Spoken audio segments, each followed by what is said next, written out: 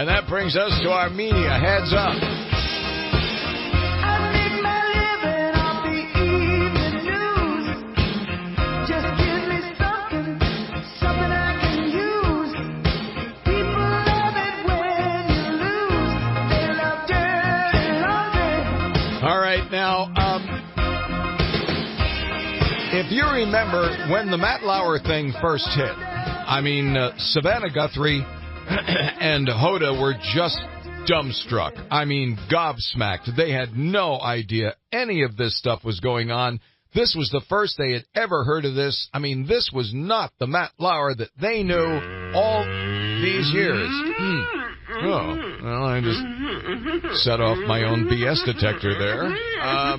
And for good reason, actually. Now, embattled NBC executives have been falling all over themselves, insisting they had no idea about Matt Lauer's pervy past.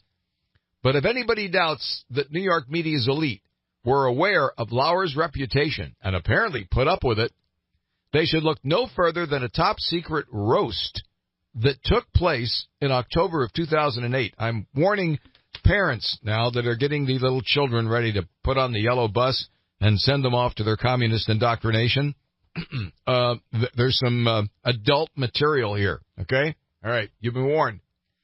This notorious secret roast, which, by the way, is now legendary in New York media circles, everybody knows about it, pushed the outer limits of sexist, racist, homophobic, and obscene jokes. So, look, I'm not complaining about obscene jokes, okay? Everybody tells them that's not the point, okay? The point is here that in the course of telling these jokes, it became blatantly obvious that everybody in the room knew exactly what Matt Lauer was up to all these years. This is just like Harvey Weinstein. Last week, NBC's Joe Scarborough, who attended the roast but said that he left early, feeling uncomfortable, brought it up on Morning Joe. Lauer's peccadillos, he said, were not just known about. At the roast, they were celebrated. See, this is what I find amazing. The same women who laughed at this and celebrated this all these years, all of a sudden are part of a new movement.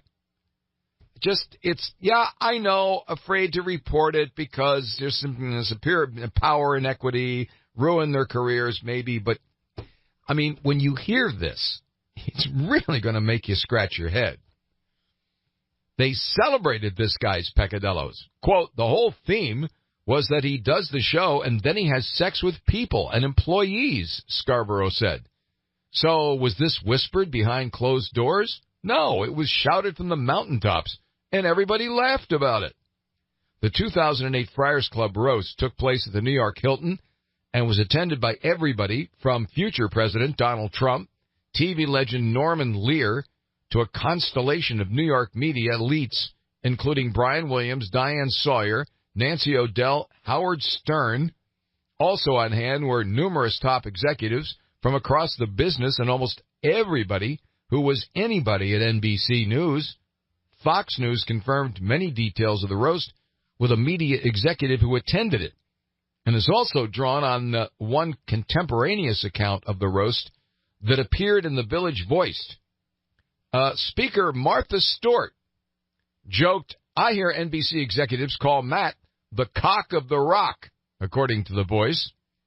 Another of the roast speakers was current CNN worldwide president Jeff Zucker, then the chairman of NBC Universal, who this last week adamantly denied that he had any idea about Lauer's in-office sexcapades. Oh, this is not the Matt Lauer that I knew. Really? Really? Well, here's Zucker's joke at the roast. You ready? Again, this is adult material. Quote, it's just good to see Matt up here and not under my desk, bada bing, said Zucker from the podium. I don't want to say that, Matt is a germaphobe, but is the only guy I know who uses Purell before and after he masturbates.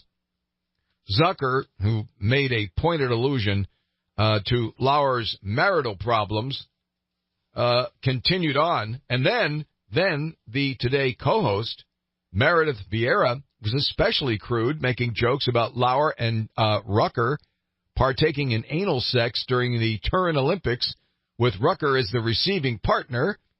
Former Today star Katie Couric went on next, reading a David Letterman-style top 10 list of facts about Matt Lauer. Among the digs, number 10, according to his wife, he's really not an early riser, if you know what I mean. But a shot at Lauer's in-office relationship with Ann Curry, who was in the room, got the biggest laugh of Couric's routine. Number 2, he loves to eat curry. Oh, now wait a minute, as Curry's face went pale and the crowd roared with laughter. What? Oh, Indian food, of course. What's wrong with you people? Comic Bob Saget eventually took to the stage to offer Lauer some marriage advice. Do what I'm doing, Matt. Come into the dark side.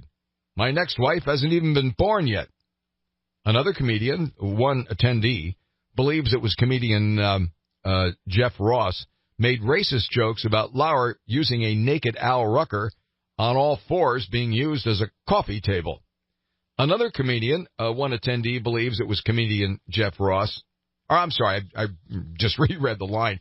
Comedian Gilbert Gottfried was so obscene that we can't even begin to even print what he had to say.